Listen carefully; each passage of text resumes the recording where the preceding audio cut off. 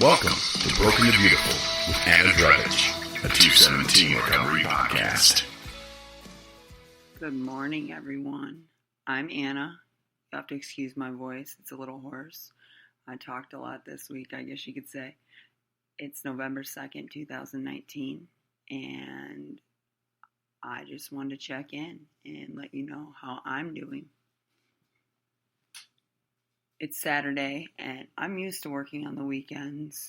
I also had an opportunity to pick up.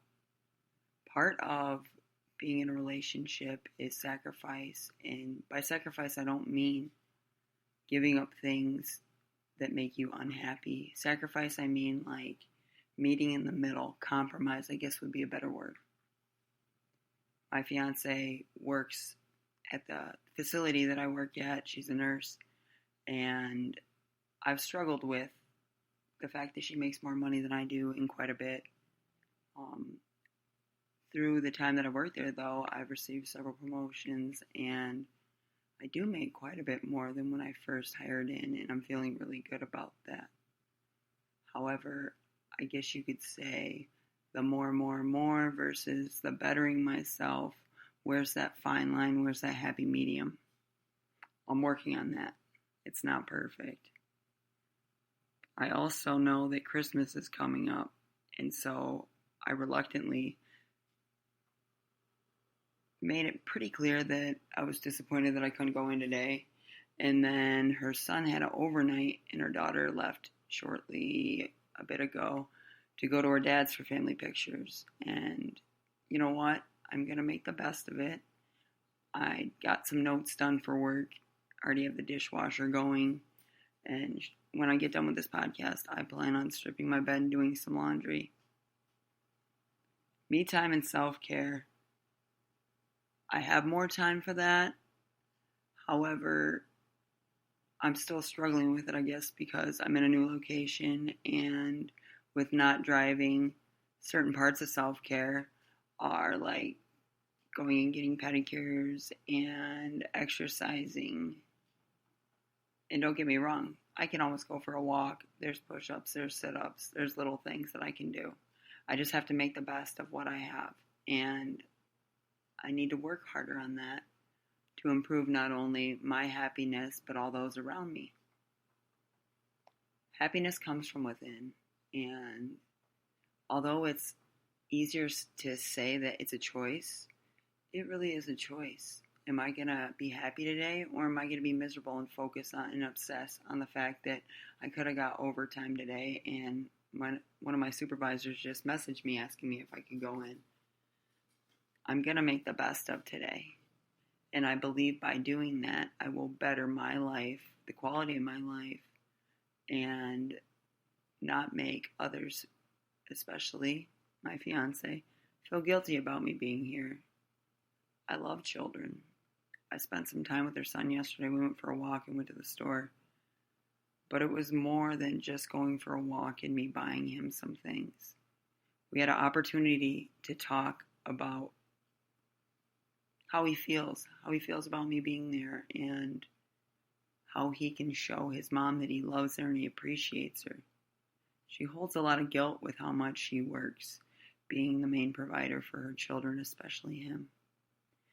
And he's not on purpose made it very clear that it makes him sad that she works so much.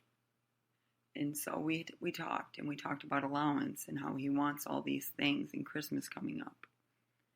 That the best way to show his mother that he loves her and he appreciates her would be to help out a little. And him and I worked out, I'd call it a fair deal, with him letting the dogs out, doing some dishes, keeping his room clean.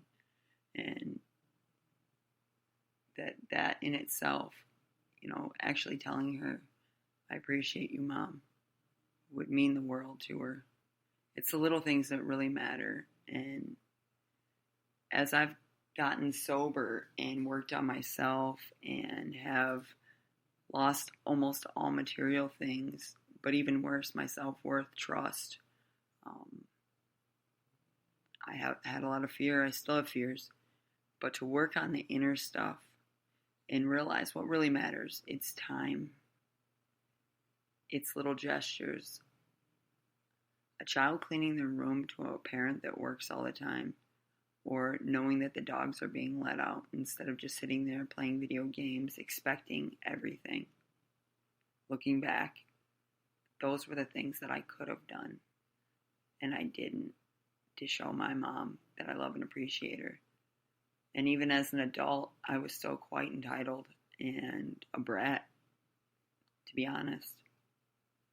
Today, I feel that I make a grand effort to let my family know how much I love and I appreciate them, not only for being there and being a productive part of my life, but for also being there when I was barely there, when I couldn't take care of myself or my daughter, and they have stepped up to the plate.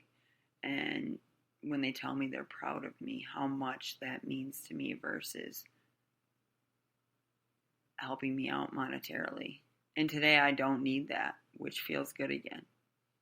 And I also, with that being said, and talking about earlier about money and making money, I want to bring to the table absolutely everything that I can, and to let my fiance know that this is going to be consistent, that I'm going to help her, that she doesn't have to do it all on her own. And I know that they're her children, but for me, when you're in love with someone and they have children, those are little extensions of them that I am blessed, that I get to love, that I get to be a part of their life and show them things that I know, and all the good things that my parents, my mother especially, when it comes to love and nurturing and appreciation, what truly matters.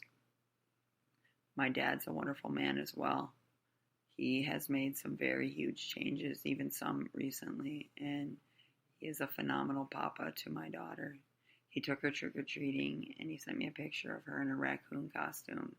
And I never would have ever thought to make my daughter a raccoon for Halloween, but she is the cutest, fuzzy little raccoon that I've ever seen in my entire life. And Papa made sure that she was warm and that she got to participate in her school Halloween party, and he took her out in the rain and snow for a short period of time to go trick-or-treating. Those are the little things that mean the world to me. Those are the little things that I can't do right now that my family ensures that Elise has, along with a phenomenal education.